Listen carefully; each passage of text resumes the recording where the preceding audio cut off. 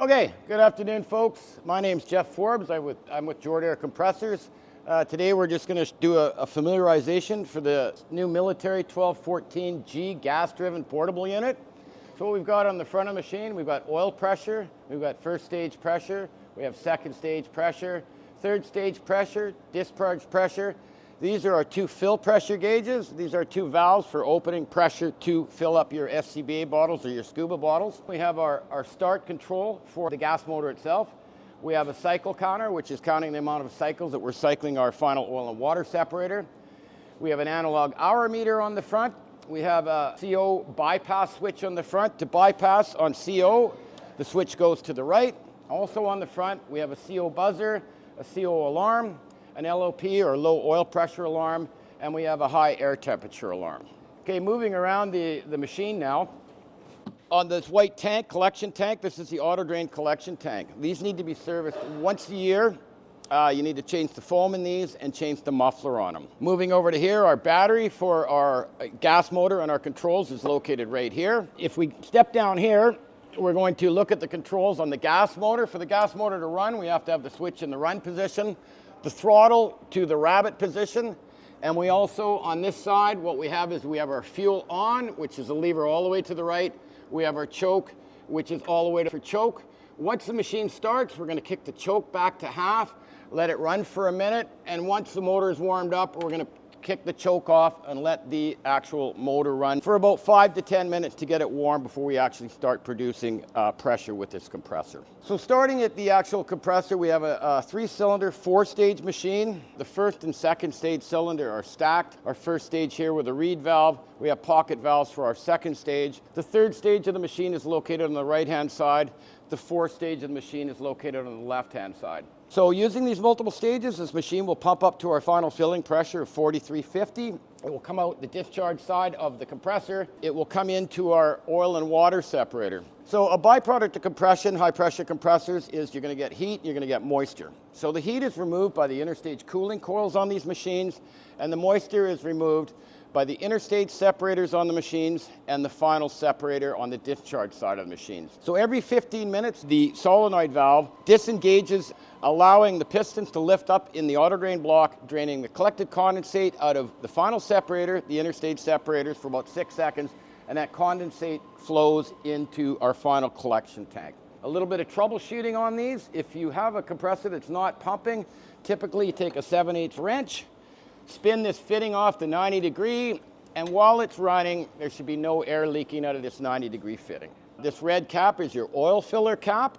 On the right-hand side of the block, you have a sight glass. You want to keep the oil between those two levels on the sight glass. You don't want to overfill this machine. We have the intake filter here. This cartridge should be changed once a year. Or if you're in very dusty conditions, you can change it more often depending on running conditions. Also on the compressor block itself, each individual stage is protected by a spring-loaded safety relief valve.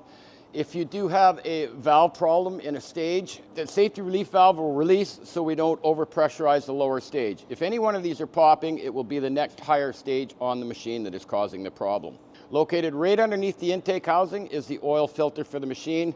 And these machines are typically serviced every 6 months. We change the oil, we change the oil filter, we service the oil and water separator, and we service the final purification cartridge. We have 2 aluminum pressure vessels here. There is CRN tags on these. The safe operating life for aluminum pressure vessels is 15 years. They have to be replaced after that time. Also on top of our final oil and water separators, we have our safety relief valve. Once the air exits the final oil and water separator, it flows through a one-way check valve into the bottom of the final purification tower, where the air flows through a replaceable cartridge that has different multiple layers of chemicals. On this machine, it has a Securus or a moisture monitoring system, and how that works: green means go, yellow will illuminate 1 to 7 hours prior to cartridge saturation, allowing you to order a cartridge, and then when the indicator goes red, it means the cartridge is used up. You have to change the cartridge out.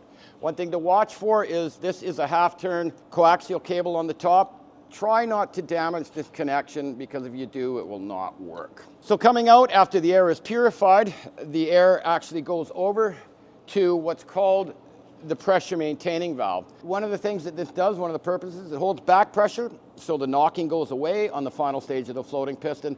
The second purpose that the PMV does is it holds 1800 to 2200 PSI back pressure in this filter chamber. So when the air is flowing through it, it's flowing through between 1800 and 22, guaranteeing proper efficiency of the purifier, and you're going to get proper clean air. Also located on the PMV valve is our system drain. Anytime you're going to be servicing the filters or the machine, you want to open this drain valve and bleed everything off. On this end, you also have your oil drain hose here for draining the oil out of the compressor. You also have your final pressure transmitter. This is non-adjustable. It will shut down when it reaches its final shutdown pressure. Or in this case, the compressor will unload during the auto drain, allowing you to fill multiple tanks.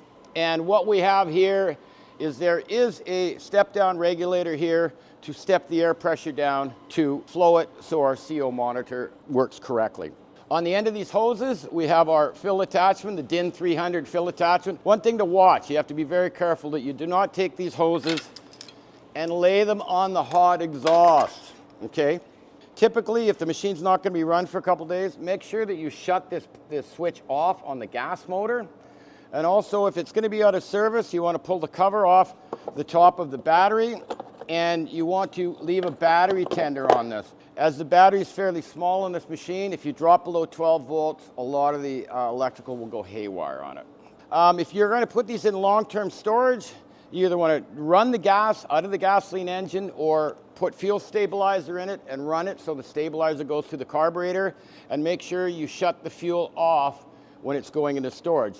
Another thing you want to do if the compressor is going to be stored for longer than 3 months, you want to pull the intake off here, and you want to spray preservative oil into the intake while the compressor is running. After you've sprayed so many ounces in, you shut the machine off, put the intake back on, and cap the cover. It's going to be sitting 6 months past that. You want to repeat that process and then put it back in storage. And that is about it in a nutshell for these machines.